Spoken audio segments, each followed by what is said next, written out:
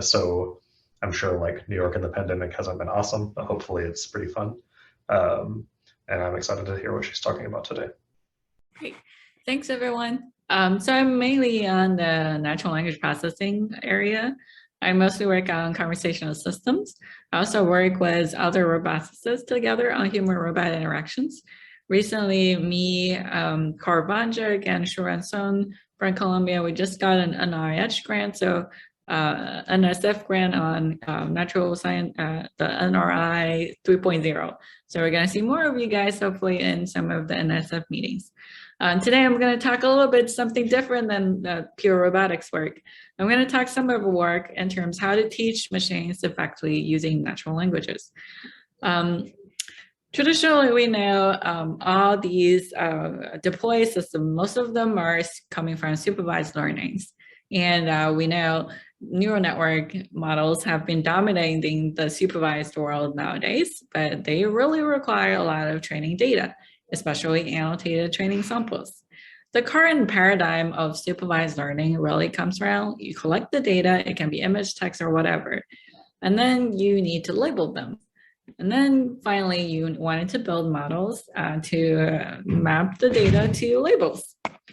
So you really see there is a lot of human effort in data collection and labeling and so on. So how can we reduce the effort and cost in this process is really something the academia and industry are really looking on, focusing on. So we know like one of the ways to reduce labeling amount is active learning. Most of the active learnings are instance-based active learning. So in a short sort of very simple problem, you have two classes, a green and a red. You wanted to find the decision boundary to separate them. And of course, the natural way is you wanted really to select the samples that are close to the first decision boundaries instead of the ones that are far away from the decision boundaries, because it doesn't really add more values in fine-tuning your decision boundaries. So that really is a key concept of active learning. So you pick a sample and you ask human to label it. And then based on the labeling, you kind of retrain your model. So we know if we just ask experts, humans, to annotate a specific sample, you really gain very minimum sort of information. You just get a one hot vector of like, depends on how many classes you have. Well, humans learn definitely in a different fashion. We learn from natural language. You learn from explanations from your parents. So what is a chair? What's the difference between a chair and bench, right? You have these questions and people answer that. And then based on this conversation, you have this kind of extrapolated abstract concepts you can apply in various different scenarios. So human learn this way, and the information in exchange bit is much wider.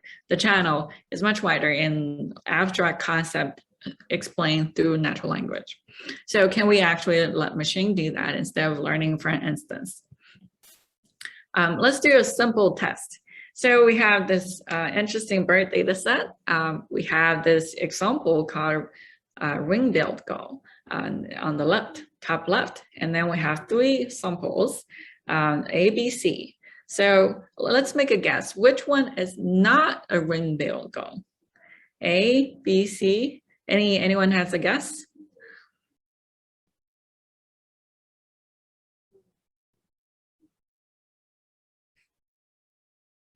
You can also type in the chat if you're too shy. C. Okay, so C. That's not the right answer.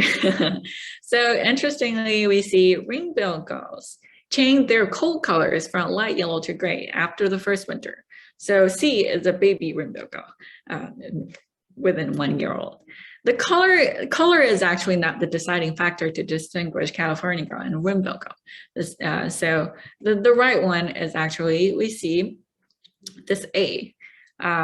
Ring-billed gull has a bill with a black ring near the tip, while California gull, which is the example A here, has a red spot near the tip of lower mandible. So obviously, so what this tells people is human may pick up like a sort of really distinguishing factors on the visual side, but a lot of times expert knowledge is the key to classify correct, fine-grained classes. So here, the explanations I'm giving you here is called contrastive natural language explanations. So when we talk about contrastive, we're talking about what's the difference between A and B. So we really wanted to elicit information from human experts. So we know experts are really hard to come by and they're really expensive to be involved in your study. So here we're talking, you need to be a bird expert. When in medical domains, for example, you wanted to do medical imaging classifications, you need physicians who hate to help you to identify each individual scans. It's much better for them to provide explanations, which they think is a normal way for people to communicate. So now we wanted to see if there is a way we can sort of form contrastive questions and in order to elicit meaningful explanations from the experts to reduce the number of classes and labels to annotate. So we formulate this particular problem within this framework called ALICE. So we wanted to do class-based contrastive natural language classification. So we're not actually asking people to sort of provide information on individual instance, which means individual pictures here. I want to provide information about a specific class, for example, rainbow gulls versus California gulls. So you can have various pairs to combine.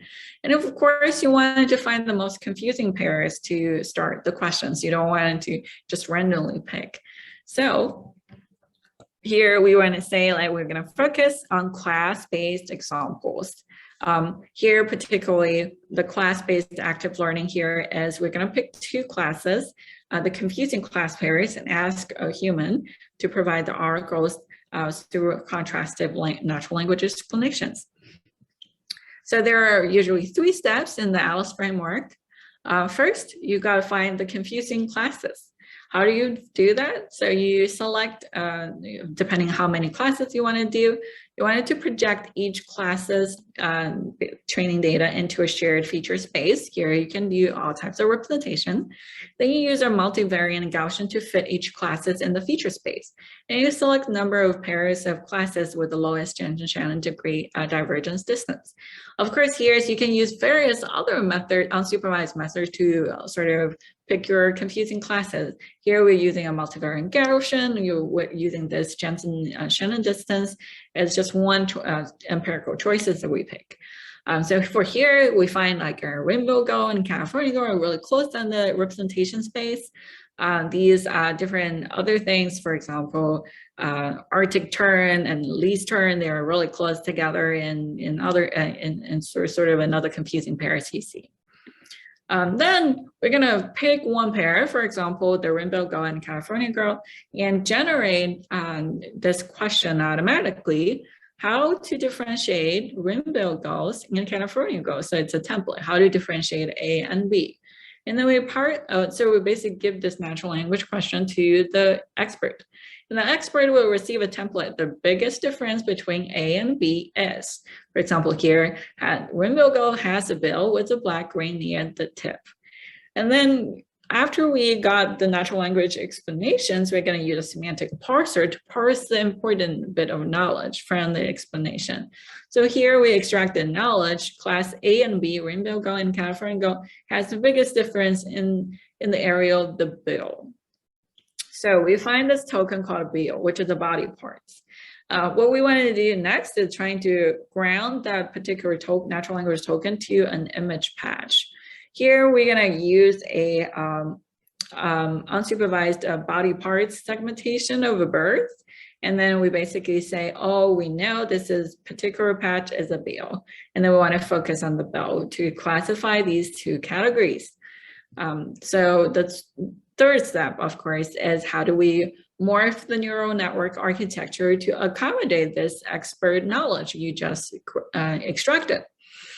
So traditionally what we would do for a multi-class classification is you have image encoder, you go into a global classifier, you have all these classes all on the same level.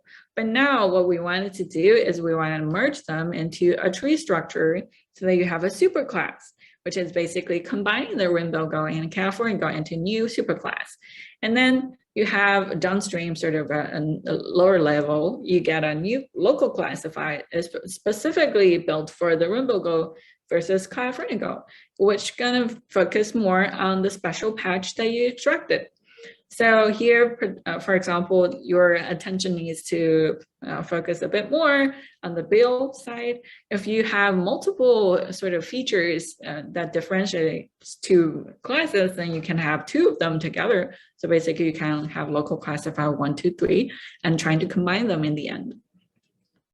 So now, sort of this is, we wanted to stress it one more time that we're doing this contrastive explanations and we do find, according to cognitive literature, contrastive explanations is one of the most effective way for human to learn knowledges.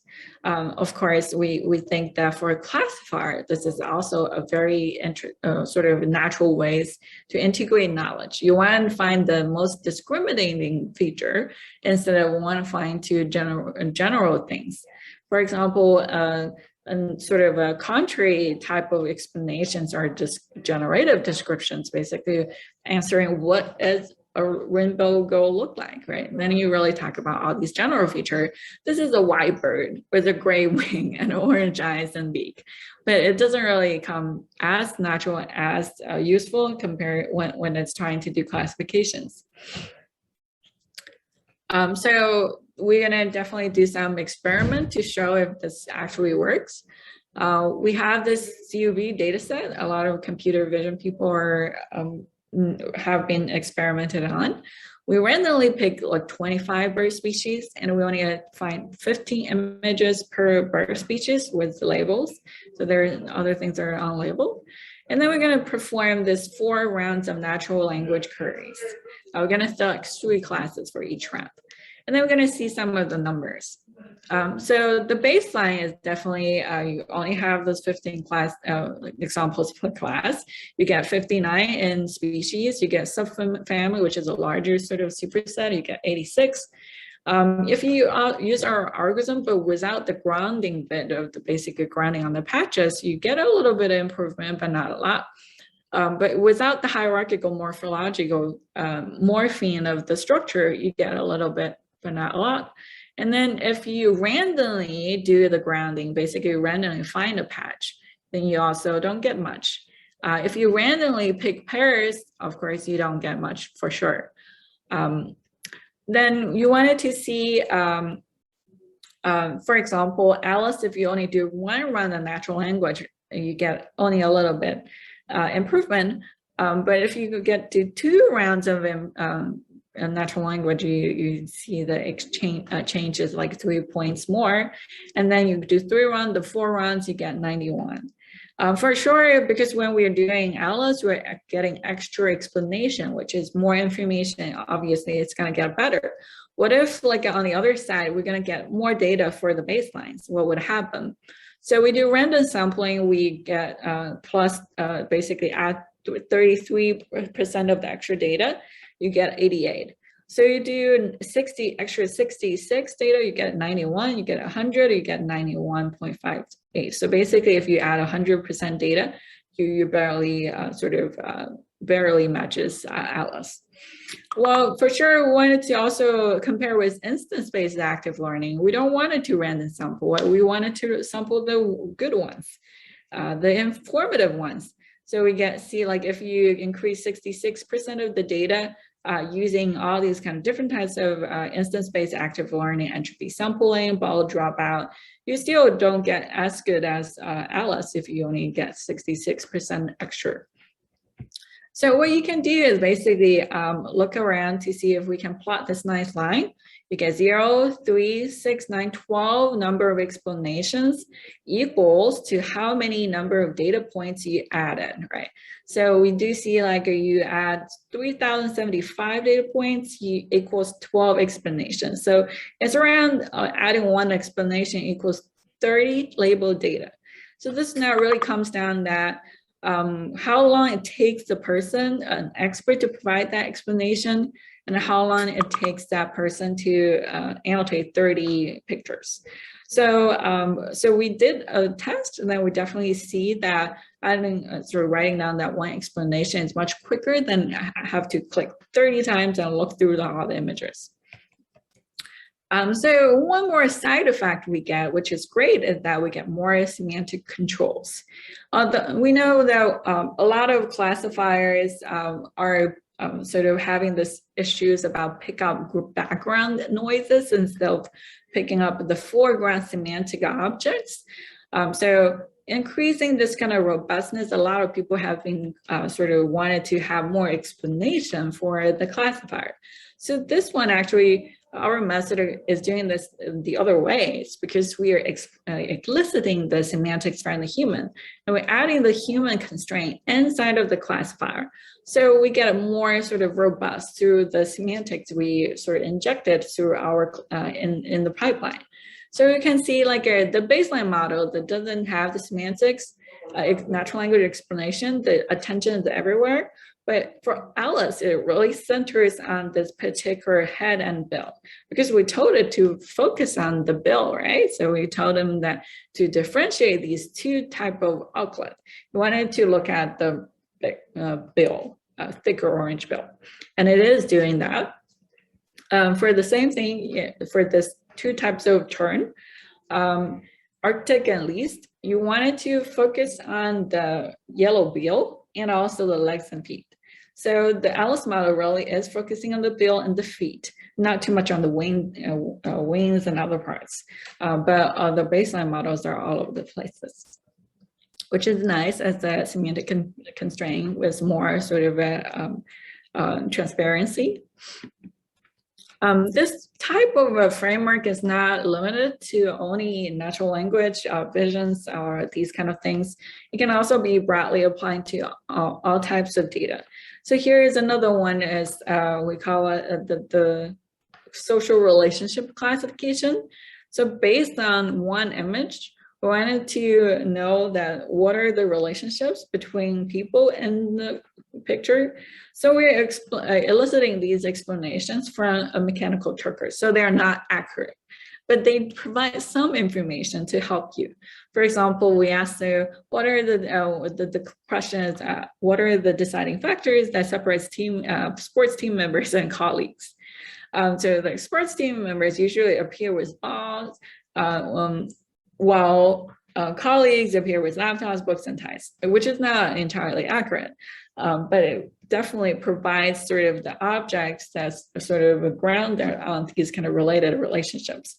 So again, we did the similar thing. So these are not perfect explanations, but they are also giving us a lot of sort of improvement by adding data. You can see one explanation is around adding 15 data. So when we talk about questions, the machines can ask, right? That's not only contrastive questions machines can ask. You can have counterfactual questions like what should I do to make it not look like a positive example, right? You can ask for labeling of hard examples. You can ask like, what if I can't see the head? What are other features I wanted to focus on? These kind of sort of increase the robustness.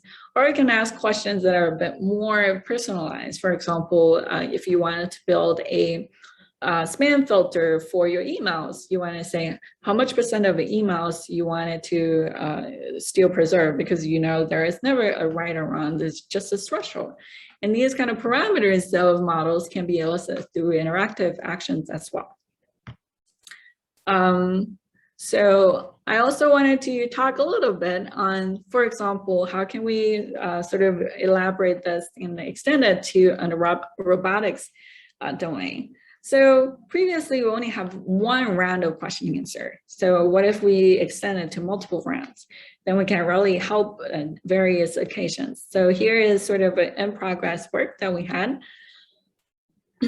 So this is the Harvard data set. So the AI2 and people and UW people have built. Jesse actually is involved in this too. So we have this virtual world. You have descriptions like turn left and face the dresser. So basically based on the instruction, you wanted to change your focal view. And then you wanted to perform tasks such as pick up the alarm clock and turn on the lamp. For example, we say turn left and face the dresser. This is what you should see as a robot. And then pick up the alarm from the dresser. This is what you should do. Turn left, look and then face the lamp. This is turn the lamp on, and then that's the end of the goal. So basically, how do you say if you complete the task or not? You wanted to check all the object status. Alarm clock, is it picked up? Lamp, is it turned on or not? So if everything is correct, then you finish the task. So what the tricky thing is, if you did one step wrong, the whole task will fail. You never had anything to recover. So one thing we wanted to see is, what if we have doubts at certain points, basically, or a threshold of confidence wasn't high? Can we actually ask human for help? Of course, you can perform this task by various different ways of asking humans for help. One of the things we can do is definitely ask about actions. I'm confused at this moment. Should I turn left or turn right? And the human can give you the information. You can, based on the natural language, to parse the information you need and integrate in your confidence threshold. And then, of course, the next thing is about objects. So we talked about you have to pick up the clock, but what if you can't see the clock? You don't have your classifier wasn't confident enough to say any objects, any blob, any mask is a clock. So you can do a reference expression. So what you see is, where is the clock? In the human, can you see, could you find a bed? So yes. Then the clock is the far right object on the bed. So based on the objects you already recognize, you can use the natural language reference expression to find the objects that you are interested. So the question is really how many questions you could ask. Of course, you don't want to ask humans for help at every turn, right? It's really costly and also not natural and sort of in these kind of realistic examples. So the question is really based on your confidence, based on modeling, when should you ask a question and how many number of questions you should ask. So it's basically, you can frame it as a reinforcement learning to optimize your accuracy based on the quota of a number of questions that you have. So we tested out various, the baseline framework is, of course, you get the natural language instruction, you get the images that you see from the virtual environment. Based on that, you wanted to do two sort of a classification thing. One is which action to perform, and the second is which object mass you should feel positive. So what we would do is basically, based on the threshold you have, you dynamically set the threshold in your optimization. For example, in our experiments, so skip the sort of parts of the setting, you really see that if you have questions, you get a little bit better for unseen and seen environments both. And number of questions per task is really something you sort of optimally learn and over time. Okay, thank you. I hope I didn't go over.